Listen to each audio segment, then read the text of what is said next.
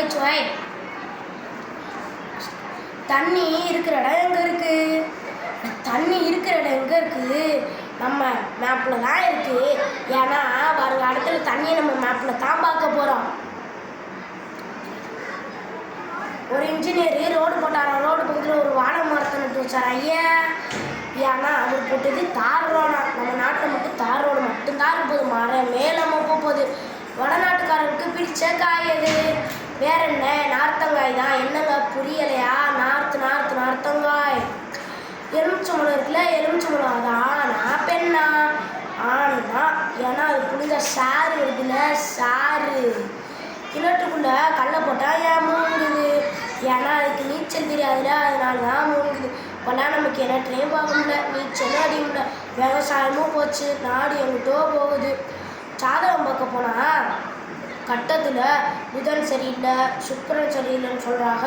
ஆனால் நம்ம பூமி தாக்கே இப்போ கட்டமே சரியில்லை. ஏன்னா ஓசனில் ஓட்டையை போட்டாங்களே, பூமியவே ஆட்டங்காமிக்க வச்சுட்டாங்க. நாடு எங்கிட்டோ போகுது.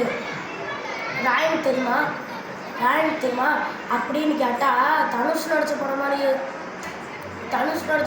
கேட்குறாங்க.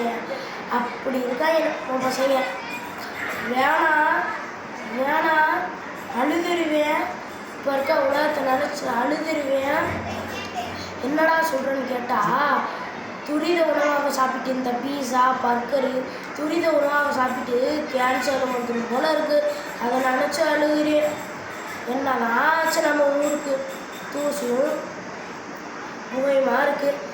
தீபாவளி வந்துருச்சுன்னு நினச்சா நம்ம பிள்ளைங்களாம் பட்டாசு வெடிக்கணும்னு நினச்சா ஃபேக்ட்ரியிலேருந்து வண்டியிலேருந்து புகையும் தூசுமா வருது. இந்த தூசி, இந்த கெட்ட தூசியெல்லாம் சுவாசித்து நுரையீரலே கெட்டு போகும். நன்றி, வணக்கம்.